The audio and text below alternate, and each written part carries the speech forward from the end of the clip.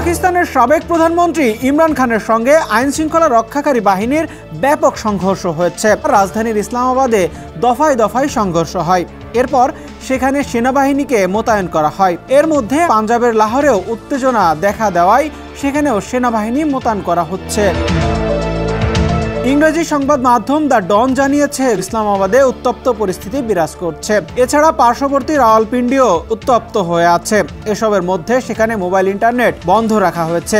এছাড়া বড় বড় সড়কগুলোতে কন্টেইনার দিয়ে আটকে রাখা হয়েছে। খামেরা তো দাগ হয় কিভাবে? এই যে ভাবি, দাগও যাবে রাগও যাবে। নিন চাকা সুপার হোয়াইট। ইসলামাবাদের বিভিন্ন জায়গায় ইমরান খানের দল পিটিআই সমর্থকরা জড়ো হন। যদিও সেখানে 144 ধারা জারি করা হয়েছিল, কিন্তু এটি ভেঙে তারা সমবেত হন। তাদের লক্ষ্য ছিল ডি চকে বিক্ষোভ করবেন, কিন্তু পুলিশের বাধায় তা পণ্ড হয়ে যায়। ওই সময় বিক্ষোভের জন্য জড়ো হওয়া পিটিআই সমর্থকদের সঙ্গে পুলিশের ব্যাপক সংঘর্ষ শুরু হয়।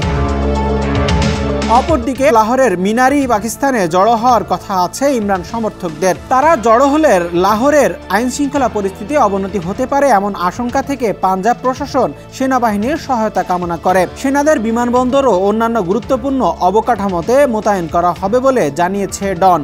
কারাবন্দী সাবেক ইমরান খান সামাজিক যোগাযোগ মাধ্যমে তার কর্মী সমর্থকদের লাহোরের সমাবেশ সফল করার অনুরোধ জানিয়েছেন। তিনি বলেছেন, যদি পুলিশের বাধায় লাহোরে পৌঁছাতে না পারেন তাহলে যেন সবাই যার যার শহরে অবস্থান নেন। অপর সংবাদ মাধ্যম এক্সপ্রেস জানিয়েছে, মিনারি পাকিস্তানের দিকে যাওয়ার গুরুত্বপূর্ণ সব রাস্তাই বন্ধ করে দিয়েছে আইন শৃঙ্খলা রক্ষাকারী বাহিনী।